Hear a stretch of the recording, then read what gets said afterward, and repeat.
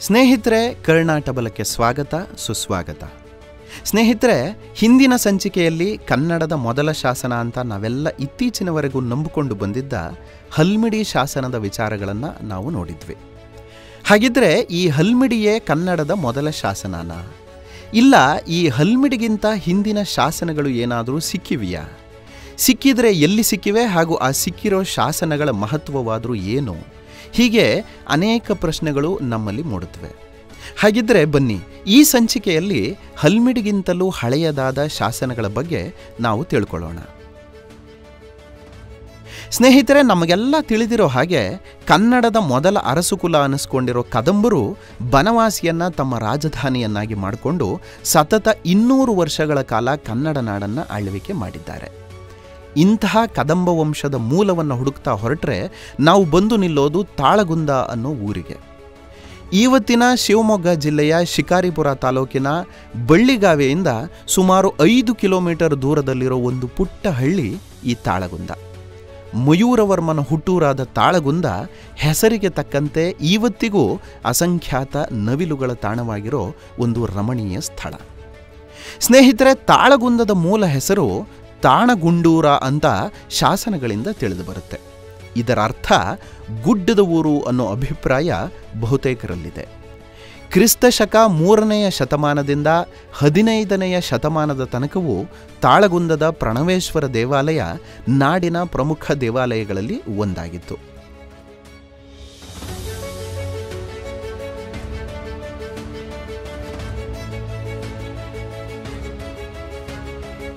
ಇಲ್ಲಿ ಕಳೆದ 1700 ವರ್ಷಗಳಿಂದ ಪಾಠ ಪ್ರವಚನಗಳು ನಡೆದುಕೊಂಡು ಬಂದಿದ್ದವು. ಮಯೂರ ಶರ್ಮ ಕಂಚಿಗೆ ಸೆಡ್ಡು ಹೊಡೆಯೋದಕ್ಕೆ ಅಂತಲೇ ತನ್ನ ಆಳ್ವಿಕೆಯ ಅವಧಿಯಲ್ಲಿ ಉತ್ತರದ ಅಹಿಚ್ಛಾತ್ರದಿಂದ 32,000 ಬ್ರಾಹ್ಮಣರನ್ನು ಕರೆದುಕೊಂಡು ಬಂದು ತಾಳಗುಂದವನ್ನು ಭಾರತದ ಪ್ರಮುಖ ಕಲಿಕಾ ಕೇಂದ್ರವನ್ನಾಗಿಸಿದ್ದ. ಇಲ್ಲಿ ಆವತ್ತಿಗೆ ಕಲಿತಾ ಇದ್ದ ಪ್ರತಿ 8 ವಿದ್ಯಾರ್ಥಿಗಳಿಗೆ ಒಬ್ಬ ಶಿಕ್ಷಕರು ಇರ್ತಾ ಇದ್ರು ಅನ್ನೋ ಅಂಕಿ ಸಂಖ್ಯೆಯ ಅಭಿಪ್ರಾಯಗಳು ಇತಿಹಾಸಕಾರರಲ್ಲಿ ಇವೆ. ಈ ಅಂಕಿಅಂಶಗಳನ್ನು ಒಮ್ಮೆ ಸೂಕ್ಷ್ಮವಾಗಿ ಅವಲೋಕಿಸಿದರೆ ನಮ್ಮ ತಾಳಗುಂದ ವಿಶ್ವವಿಖ್ಯಾತ ನಳಂದ ಮತ್ತು ಅಲೆಕ್ಸಾಂಡ್ರಿಯಾ ವಿಶ್ವವಿದ್ಯಾಲಯಗಳಷ್ಟೇ ಪ್ರಮುಖವಾದದ್ದು ಅಂದರೂ ಅತಿಶಯೋಕ್ತಿ ಆಗಲಾರದು. ಸ್ನೇಹಿತರೆ, ಹೀಗಿದ್ದ ಪ್ರಣವೇಶ್ವರ ದೇವಾಲಯದಲ್ಲಿ ಕಳೆದ ಒಂದಿಷ್ಟು ಶತಮಾನಗಳಿಂದ ಪೂಜೆ ಪುನಸ್ಕಾರಗಳು ನಿಂತು ದೇಗುಲ ಶಿಥಿಲಾವಸ್ಥೆಯನ್ನು ತಲುಪಿತ್ತು. ಕಾಳಜಿ ವಹಿಸೋರು ಯಾರೂ ಇಲ್ಲದೆ ಕಟ್ಟಡದಲ್ಲಿ ಬಿರುಕುಗಳು ಮೂಡಿ ಬಿದ್ದು ಹೋಗೋ ಹಂತದಲ್ಲಿದ್ದ ದೇವಾಲಯವನ್ನು ಸರಿಪಡಿಸಬೇಕು ಅಂದರೆ ಸಂಪೂರ್ಣವಾಗಿ ಗೋಡೆಗಳನ್ನು ಕಳಚಿ ಅಡಿಪಾಯವನ್ನು ಬಿಗಿಗೊಳಿಸಿ ಮರಳಿ ಕಟ್ಟಬೇಕಾದ ಅವಶ್ಯಕತೆ ಇತ್ತು. ಇದರ ಸುಳಿವನ್ನು ಕಂಡುಕೊಂಡ ಭಾರತೀಯ ಪುರಾತತ್ವ ಇಲಾಖೆ 2013ರಲ್ಲಿ ದೇವಸ್ಥಾನದ ಜೀರ್ಣೋದ್ಧಾರದ ಕೆಲಸವನ್ನು ಪ್ರಾರಂಭ ಮಾಡಿತು. ಇನ್ನು ಈ ಕೆಲಸದ ಭಾಗವಾಗಿ ದೇವಾಲಯದ ಅಡಿಪಾಯದ ಹಂತಕ್ಕೆ ಬಂದಾಗ ಇಲ್ಲಿ ಇನ್ನಷ್ಟು ಐತಿಹಾಸಿಕ ಕುರುಹುಗಳು ಸಿಗಬಹುದು ಅನ್ನೋ ಸುಳಿವು ಸಿಕ್ಕಿತು. ಭಾರತೀಯ ಪುರಾತತ್ವ ಇಲಾಖೆಯ ಮುಖ್ಯ ಸಂಶೋಧಕರಲ್ಲಿ ಒಬ್ಬರಾದ TM ಕೇಶವ್ ಅವರು ಇಲಾಖೆಯ ಒಪ್ಪಿಗೆಯನ್ನು ಪಡೆದು ಅಡಿಪಾಯದ ಮೂಲೆಯಲ್ಲಿ ಉತ್ಖನನವನ್ನು ನಡೆಸೋ ಕೆಲಸಕ್ಕೆ ತೊಡಗ್ತಾರೆ. ಮೊದಲ ದಿನ ನಡೆದ ಉತ್ಖನನದಲ್ಲಿ ತಜ್ಞರಿಗೆ ಯಾವುದೇ ಐತಿಹಾಸಿಕ ದಾಖಲೆಗಳು ಸಿಗೋದಿಲ್ಲ. ಇಷ್ಟಕ್ಕೆ ನಿರಾಶರಾಗದ ಪುರಾತತ್ವ ತಜ್ಞರ ಗುಂಪು ಕೈಚಲ್ಲಿ ಕೂರದೆ 2ನೇ ದಿನ ಮತ್ತಷ್ಟು ಉತ್ಸಾಹದಿಂದ ಮರಳಿ ಅಗೆಯತೊಡಗ್ತಾರೆ. ಅಡಿಪಾಯದ ಒಂದೆಡೆ ಗಂಗರಸರ ಆನೆಯ ಮುದ್ರೆ ಹೊತ್ತಿದ್ದ 16 ಚಿನ್ನದ ನಾಣ್ಯಗಳು ದೊರಕ್ತವೆ. ಕೆಲವೇ ಹೊತ್ತಿನಲ್ಲಿ ಕದಂಬರು ಹೊರಡಿಸಿದ್ದ ನಾಣ್ಯಗಳು, ಚಾಲುಕ್ಯ ರಾಷ್ಟ್ರಕೂಟರ ಆಳ್ವಿಕೆಯ ಕುರುಹುಗಳು, ಕಲಚೂರಿಗಳ ಹೊಯ್ಸಳರ ಶಾಸನಗಳು ಹೊರಬರುತ್ತವೆ. ಕದಂಬರ ಆಡಳಿತ ಕೊನೆಗೊಂಡ ನಂತರವೂ ತಾಳಗುಂದ ನಮ್ಮ ನಾಡಿನ ಪ್ರಮುಖ ರಾಜಕೀಯ ಕೇಂದ್ರವಾಗಿತ್ತು ಅನ್ನೋ ಸತ್ಯವನ್ನು ಈ ಎಲ್ಲ ಸಾಕ್ಷ್ಯಗಳು ದೃಢೀಕರಿಸುತ್ತವೆ. ಇಲ್ಲಿ ಇವೆಲ್ಲ ಸಿಕ್ಕಿದ್ದೇ ತಡ. ತಾಳಗುಂದದ ಹೆಸರು ಭಾರತದೆಲ್ಲೆಡೆ ಹಬ್ಬುತ್ತೆ.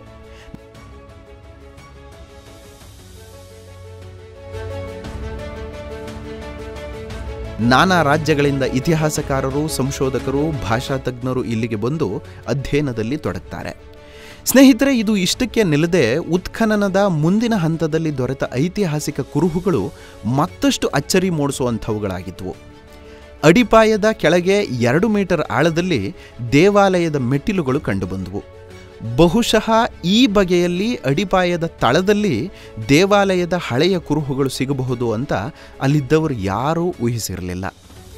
ಇದು ನಮಗೆ ಏನು ತಿಳಿಸುತ್ತೆ ಅಂದರೆ, ಈ ಪ್ರಣವೇಶ್ವರ ದೇವಾಲಯವನ್ನು ಕಾಕುಸ್ಥವರ್ಮನ ಕಾಲದಲ್ಲಿಯೇ ಒಮ್ಮೆ ಜೀರ್ಣೋದ್ಧಾರ ಮಾಡಲಾಗಿದ್ದು, ನಾವು ಇವತ್ತು ಕಾಣ್ತಾ ಇರೋ ದೇವಾಲಯಕ್ಕಿಂತಲೂ ಹಳೆಯ ದೇವಾಲಯ ಅಡಿಪಾಯದ ತಳದಲ್ಲಿ ಹುದುಗಿ ಹೋಗಿತ್ತು ಅನ್ನೋದು.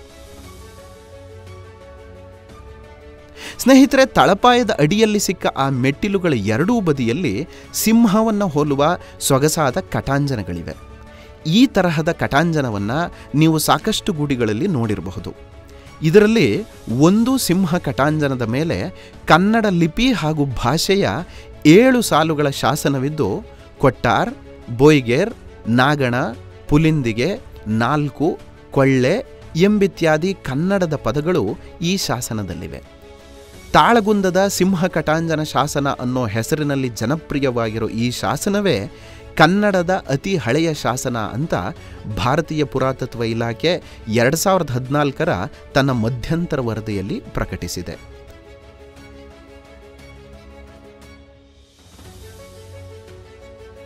ಆದರೆ ತಾಳಗುಂದದ ಸಿಂಹ ಕಟಾಂಜನ ಶಾಸನ ಅಂತ ಮುನ್ನೆಲೆಗೆ ಬಂದ ಈ ಕಲ್ಬರಹವು ಹಲ್ಮಿಡಿಗಿಂತ ಹಳೆಯದ ಅನ್ನೋ ಬಗ್ಗೆ ಕೆಲವು ಗೊಂದಲಗಳಿವೆ. ಅದರಲ್ಲಿ ಮೊದಲನೆಯದಾಗಿ, ಈ ಶಾಸನ ಪ್ರಣವೇಶ್ವರ ಗುಡಿಯ ಕೆಳಭಾಗದಲ್ಲಿ ದೊರಕಿರೋ ಕಾರಣ ಇದು ಪ್ರಣವೇಶ್ವರ ಗುಡಿಯ ನಿರ್ಮಾಣಕ್ಕೂ ಮುನ್ನವೇ ಹಾಕಿಸಿರೋದು ಅನ್ನೋ ವಿಚಾರ ಗೊತ್ತಾಗುತ್ತೆ. ಈ ಆಧಾರದ ಮೇಲೆ ನೋಡಿದರೆ ಇದರ ಕಾಲಮಾನ ಕ್ರಿಸ್ತಶಕ 375 ಅಂತ ಈಗಾಗಲೇ ನಿರ್ಣಯಿಸಿರೋದನ್ನು ನಾವು ಒಪ್ಪಲೇಬೇಕಾಗತ್ತೆ. ಆದರೆ ಈ ಶಾಸನದ ಲಿಪಿಯ ಸ್ವರೂಪ ಬಾದಾಮಿ ಚಾಲುಕ್ಯರ ಕಾಲವನ್ನು ಹೋಲ್ತಾ ಇರೋ ಕಾರಣ professor MG Manjunath, Sitaram, Jagirdar, B Rajashekharappa ಹಾಗೂ ಪ್ರೊಫೆಸರ್ ಶ್ರೀನಿವಾಸ್ ರಿತ್ತಿ ಅವರುಗಳು ಈ ಶಾಸನವನ್ನು ಹಲ್ಮಿಡಿಯ ಹಿಂದಿನದಲ್ಲ ಅಂತ ಹೇಳಿದ್ದಾರೆ. ಆದರೆ ಈ ಶಾಸನದಲ್ಲಿ ಇಮ್ಮಡಿ ಪುಲಿಕೇಶಿಯ ಮಗನಾದ ಚಂದ್ರಾದಿತ್ಯನ ಹೆಸರು ಕೂಡ ಇರೋದು ನೋಡಿದ ಮೇಲೆ ಈ ಶಾಸನದ ಬಗ್ಗೆ ಇರೋ ಗೊಂದಲಗಳು ಹಾಗೆ ಮುಂದುವರೆದಿವೆ.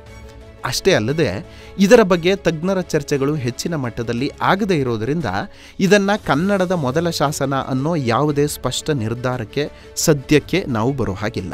ಹಾಗಾಗಿ ಎಲ್ಲ ಕನ್ನಡಿಗರ ಪರವಾಗಿ ನಾವು ತಜ್ಞರಲ್ಲಿ ಕೇಳಿಕೊಳ್ಳೋದೇನು ಅಂದರೆ, ಈ ಶಾಸನದ ಕುರಿತಾಗಿ ಇನ್ನೂ ಹೆಚ್ಚಿನ ಚರ್ಚೆ ಸಂಶೋಧನೆಗಳು ಆಗಿ ಕನ್ನಡಿಗರಲ್ಲಿ ಇರೋ ಗೊಂದಲಗಳನ್ನು ಆದಷ್ಟು ಬೇಗ ದೂರ ಮಾಡಿ ಅನ್ನೋದು.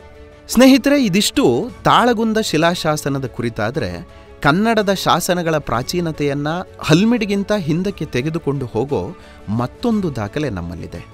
ಅದೇ ಕೋಲಾರದ ಮುದಿಯನೂರು ಅನ್ನೋ ಹಳ್ಳಿಯಲ್ಲಿ ದೊರೆತ ತಾಮ್ರಪಟಗಳು. ಸ್ನೇಹಿತರೆ, ಕನ್ನಡವು ಭಾರತದ ಶಾಸ್ತ್ರೀಯ ಭಾಷೆಗಳಲ್ಲಿ ಒಂದು ಅನ್ನೋದು ನಿಮಗೆಲ್ಲರಿಗೂ ಈಗ ತಿಳಿದಿರೋ ವಿಷಯನೇ. ಕನ್ನಡಕ್ಕೆ ಶಾಸ್ತ್ರೀಯ ಸ್ಥಾನಮಾನ ನೀಡಬಾರದು ಅಂತ ತಮಿಳುನಾಡಿನ ವಕೀಲರೊಬ್ಬರು 2008ರಲ್ಲಿ ನ್ಯಾಯಾಲಯದ ಮೆಟ್ಟಿಲು ಕೂಡ ಏರಿದ್ರು. ಆಗ ಇದೇ ತಾಮ್ರಪಟಗಳನ್ನು ನ್ಯಾಯಾಲಯದ ಮುಂದೆ ಇಟ್ಟು ಕನ್ನಡಕ್ಕೆ ಶಾಸ್ತ್ರೀಯ ಸ್ಥಾನಮಾನ ಪಡೆಯೋ ಎಲ್ಲ ಅರ್ಹತೆಯೂ ಇದೆ ಅಂತ ಸಾಧಿಸಲಾಗಿತ್ತು. ಕನ್ನಡದ ಶಾಸನಗಳ ಪಿತಾಮಹ ಅಂತಲೇ ಕರೆಸಿಕೊಂಡ BL ರೈಸ್ ಅವರು ಈ ತಾಮ್ರಪಟದಲ್ಲಿರೋ ಕನ್ನಡದ ಪದಗಳು ಅತಿ ಪ್ರಾಚೀನ ಅಂತಲೂ ಹಾಗೂ ಆ ತಾಮ್ರಪಟವನ್ನು ಕ್ರಿಸ್ತಶಕ 338ರಲ್ಲಿ ಹೊರಡಿಸಲಾಗಿದೆ ಅಂತಲೂ ಹೇಳಿದರು. ಆದರೆ ಇತ್ತೀಚಿನ ಕೆಲವು ಸಂಶೋಧನೆಗಳ ಪ್ರಕಾರ ಮುದಿಯನೂರಿನ ಈ ಕನ್ನಡ ಶಾಸನದ ಲಿಪಿಯ ಸ್ವರೂಪವನ್ನು ಅಧ್ಯಯನ ಮಾಡಿ ಈ ಶಾಸನ ಸುಮಾರು 9ನೇ ಶತಮಾನಕ್ಕೆ ಸೇರಿದ್ದು ಅಂತ ಹೇಳಲಾಗಿದೆ. ಇದು ಕೂಡ ಹಲ್ಮಿಡಿಯಷ್ಟು ಪ್ರಾಚೀನ ಅಲ್ಲ ಅನ್ನೋ ವಾದವನ್ನು ಮುಂದಿಡಲಾಗಿದೆ. ಸ್ನೇಹಿತರೆ, ಹೀಗೆ ತಾಳಗುಂದ ಹಾಗೂ ಮುದಿಯನೂರಿನ ಶಾಸನಗಳನ್ನು ಬರೆಸಿದ ಕಾಲಘಟ್ಟದ ಬಗ್ಗೆ ಸಾಕಷ್ಟು ಗೊಂದಲಗಳಿರೋದು ಒಂದು ಕಡೆ ಆದರೆ, ಕನ್ನಡದ ಮೊದಲ ಶಾಸನ ಅನ್ನೋ ಅನುಮಾನಕ್ಕೆ ಪಾತ್ರವಾಗಿರೋ ಮತ್ತೊಂದು ಶಾಸನ ನಮ್ಮ ಶ್ರವಣಬೆಳಗೊಳದ ಚಿಕ್ಕಬೆಟ್ಟ ಅಥವಾ ಚಂದ್ರಗಿರಿಯಲ್ಲಿದ್ದು, ಆ ಶಾಸನ ಸಾಮ್ರಾಟ ಅಶೋಕನ ಮೊಮ್ಮಗ ಸಂಪ್ರತಿ ಚಂದ್ರಗುಪ್ತನನ್ನ ಹಾಗೂ ಅವನ ಗುರುಗಳಾದ ಜೈನ ಆಚಾರ್ಯ ಅಂತಿಮ ಶ್ರುತಕೇವಲಿ ಭದ್ರಬಾಹುಗಳನ್ನು ಉಲ್ಲೇಖಿಸೋ ಶಾಸನದ ಪಕ್ಕದಲ್ಲಿಯೇ ಇದ್ದು, ಅದು 4 ಸಾಲಿನ ಒಂದು ಪುಟ್ಟ ಶಾಸನವಾಗಿದೆ. ಇದನ್ನು ಉಳಾಡನ ಶಾಸನ ಅಂತ ಕರೆಯಲಾಗಿದ್ದು, ಸ್ವಸ್ತಿಶ್ರೀ ಗುಣಭೂಷಿತನ ನಿಷಧಿಯನ್ನು ಉಳಾಡ ಅನ್ನುವನು ನಿರ್ಮಿಸಿದ ಅನ್ನೋ ಅರ್ಥದ ಶಾಸನ ಪಾಠವನ್ನು ಹೊಂದಿದೆ. ಇಲ್ಲಿರೋ ಭಾಷಾ ಸ್ವರೂಪ ನೋಡಿದರೆ ಇದು ಪೂರ್ವದ ಹಳೆಗನ್ನಡ, ಪ್ರಾಕೃತ ಹಾಗೂ ಸಂಸ್ಕೃತ ಭಾಷೆಯನ್ನು ಒಳಗೊಂಡಿದೆ. ಲಿಪಿ ಸ್ವರೂಪವನ್ನು ನಾವು ಗಮನಿಸಿದರೆ ಲಿಪಿಯಲ್ಲಿ ತ್ರಿಕೋನಾಕಾರದ ತಲೆಕಟ್ಟನ್ನು ಹೊಂದಿರೋ ಅಕ್ಷರಗಳು ಕಂಡುಬರುತ್ತವೆ. ನಾವು ಕನ್ನಡ ಲಿಪಿಯ ವಿಕಾಸದ ಹಂತಗಳನ್ನು ಗಮನಿಸಿದರೆ ಅಶೋಕನ ಬ್ರಾಹ್ಮಿ ಲಿಪಿಯಲ್ಲಿ ಯಾವುದೇ ರೀತಿಯ ತಲೆಕಟ್ಟುಗಳು ಇರಲಿಲ್ಲ. ಅದರ ನಂತರದ ಶಾತವಾಹನರ ಲಿಪಿ ಸ್ವರೂಪದಲ್ಲಿ ತ್ರಿಕೋನಾಕಾರದ ತಲೆಕಟ್ಟುಗಳು ಕಂಡುಬರುತ್ತವೆ. ಇನ್ನೂ ಮುಂದಕ್ಕೆ ಹೋಗಿ ಕದಂಬರ ಕಾಲದ ಲಿಪಿಯನ್ನು ನೋಡಿದರೆ ಪೆಟ್ಟಿಗೆಯ ಆಕಾರದ ತಲೆಕಟ್ಟುಗಳು ಕಂಡುಬರುತ್ತವೆ. ಹಾಗಾಗಿ ಶಾತವಾಹನರ ಕಾಲಕ್ಕೆ ಹೊಂದಿಕೊಳ್ಳೋ ಲಿಪಿ ಇರೋ ಈ ಶಾಸನವೇ ಕನ್ನಡದ ಅತಿ ಹಳೆಯ ಶಾಸನ ಇರಬಹುದು ಅನ್ನೋದು ಪ್ರೊಫೆಸರ್ MG ಮಂಜುನಾಥ್ ಅವರ ವಾದ. ಇವರ ವಾದದ ಪ್ರಕಾರ ಕದಂಬರ ಲಿಪಿಯ ಆರಂಭಕ್ಕೆ ಶಾತವಾಹನ ಲಿಪಿಯೇ ಆಧಾರ ಆಗಿರೋ ಕಾರಣ ಈ ಶಾಸನದ ಕಾಲಘಟ್ಟವನ್ನು ಕ್ರಿಸ್ತಶಕ 350ಕ್ಕೆ ಸೇರಿಸಬಹುದು ಅನ್ನೋದು ನಾವು ಗಮನಿಸಬೇಕಾದ ವಿಚಾರ.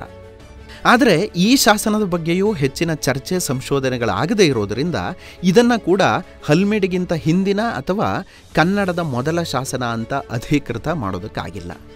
ಸ್ನೇಹಿತರೆ, ಇದಿಷ್ಟೇ ಅಲ್ಲದೆ ಕರ್ನಾಟಕದ ಇತಿಹಾಸದಲ್ಲಿ ಅಶೋಕನ ಕಾಲದಿಂದ ಬಹುಮುಖ್ಯ ಪಾತ್ರ ವಹಿಸಿದ್ದ ಬಳ್ಳಾರಿಯ ಉದಗೋಳಂ, ನಿಟ್ಟೂರು, ರಾಯಚೂರಿನ ಮಸ್ಕಿ, ಕೊಪ್ಪಳದ ಗವಿಮಠ, ಪಾಲ್ಕಿಗುಂಡು, ಚಿತ್ರದುರ್ಗದ ಜಟಿಂಗರಾಮೇಶ್ವರ, ಸಿದ್ದಾಪುರ, ಕಲಬುರಗಿಯ ಸನ್ನತಿ, ಶ್ರವಣಬೆಳಗೊಳ, ಶಾತವಾಹನರ ಪ್ರಮುಖ ಸ್ಥಳಗಳಾದ ಬನವಾಸಿ, ತಾಳಗುಂದ, ಪಟ್ಟದಕಲ್ಲು ಮುಂತಾದ ಕರ್ನಾಟಕದ ಪ್ರಾಚೀನ ಜನವಸತಿಯ ಸ್ಥಳಗಳಲ್ಲಿ ಇನ್ನೂ ಹೆಚ್ಚಿನ ಉತ್ಖನನಗಳಾದರೆ ಮುಂದಿನ ದಿನಗಳಲ್ಲಿ ಕನ್ನಡದ ಬರಹ ಪರಂಪರೆ ಹಲ್ಮಿಡಿಗಿಂತ ಪ್ರಾಚೀನತೆ ಹೊಂದಿದೆ ಅನ್ನೋ ಬಗ್ಗೆ ಇನ್ನಷ್ಟು ಹೆಚ್ಚು ಮಾಹಿತಿ ನಮಗೆ ಸಿಗಬಹುದು. ಆ ನಿಟ್ಟಿನಲ್ಲಿ ನಮ್ಮ ವಿದ್ವಾಂಸರು, ಸಂಶೋಧಕರು ಕೆಲಸ ಮಾಡಲಿ ಅಂತ ಕೇಳಿಕೊಳ್ತಾ ಈ ಸಂಚಿಕೆಯನ್ನು ಇಲ್ಲಿಗೆ ಮುಗಿಸೋಣ. ಈ ಸಂಚಿಕೆ ಬಗ್ಗೆ ನಿಮ್ಮ ಅಭಿಪ್ರಾಯ, ಸಲಹೆಗಳನ್ನು ಕಾಮೆಂಟ್ ಮಾಡೋ ಮೂಲಕ ನಮಗೆ ತಿಳಿಸಿ. ಮುಂದಿನ ಸಂಚಿಕೆಯಲ್ಲಿ ನಾಡು ನುಡಿಯ ಕುರಿತಾಗಿ ಮತ್ತೊಂದು ವಿಶೇಷದೊಂದಿಗೆ ಸಿಗೋಣ.